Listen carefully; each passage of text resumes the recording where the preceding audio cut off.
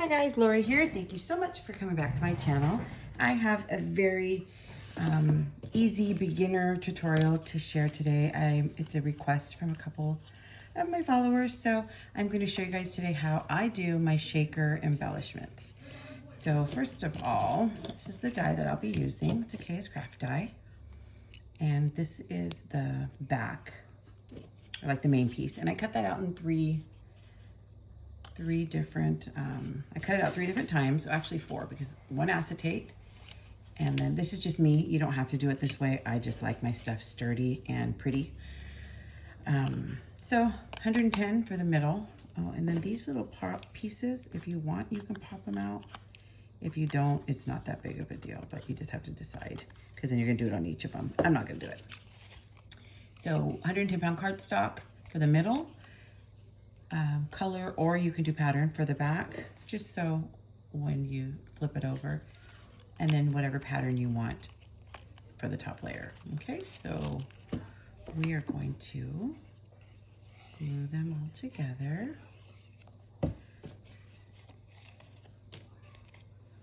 And I know a lot of you already know how to make shakers, and so this video might not be exciting for you, but if you are like me and you just like watching people craft, like, I don't know what it is about just watching the process. It's very relaxing for me. And then I craft while I'm watching a video of somebody crafting. That sounds so weird. And only if you're a crafter do you understand my lingo right now. Otherwise you'd be like, this lady is whack. Okay, so then we have the acetate one, and I get my acetate from Amazon. I can leave the link below. And so that one you just kind of set aside. So there's several ways you can make shakers. This is just the way that I do it. So now you get your foam. I'm sorry, I didn't tell you guys, but you're gonna cut your foam out. And I use a thick, what is it, 5mm foam from Hobby Lobby. And you'll find it in like the kids craft section.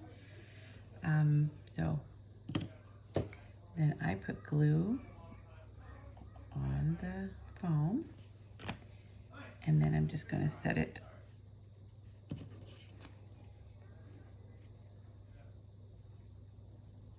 My friends and I were talking about crock pot cooking, and we kept saying set it and forget it. So I was going to say that right now, but no. So, and I always turn it over. This is a little trick that Tony Craft Purge taught us through her videos. You turn it over and just make sure that you can't see it from the other side. So, oh, please excuse my dog.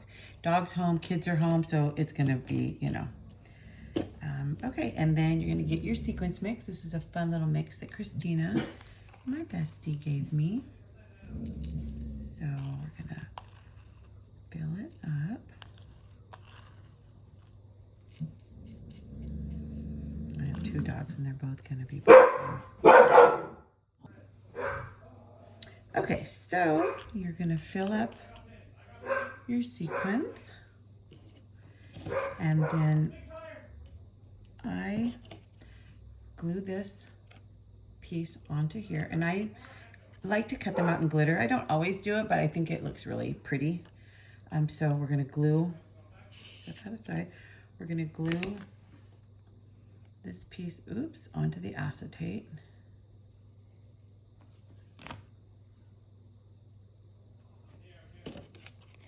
And I like to hold it so that I can set it down and see what I'm doing. Excuse the shadows.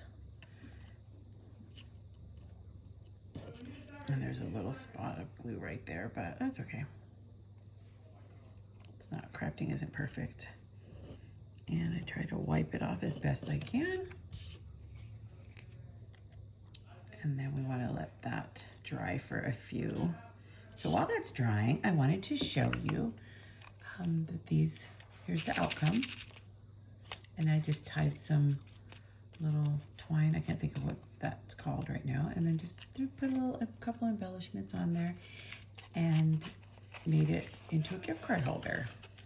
Somebody had reached out to me and wanted to purchase these, but she wanted them to be gift card holders for Christmas gifts. So I have a die that cuts this out, and boom, just stuck them on there. So there's this one. I love making shakers, and at first they can be frustrating, but they just take practice. Practice and patience. Which is funny because I'm not normally a patient person, but crafting has given me the patience. Okay, so we have this on here, and you can leave, you see how the little acetate legs or sides, you can leave that on if you want to. I do not like to. Oh gosh, my children playing video games. So I just go ahead and cut those off. And I didn't line it up perfectly, so you can see a little bit of acetate, and it's not a big deal. You can trim it or you can leave it, because when you embellish, a lot of the times it's gonna cover. Okay, so now this is gonna go on top of that. So you can put your glue on here if you want, or you can put your glue on the foam. Personal preference, if you do foam, you wanna go towards the outside. Don't go towards the inside, which is in here, because then the glue will squeeze out and it will leak into your project. So then we're just gonna line that up, set it down, hold it to dry, and that's it. I just made this one a few minutes ago. So easy, so fun. The end result's so satisfying. And then you just decorate and you're all set. So that's it for today. I hope you guys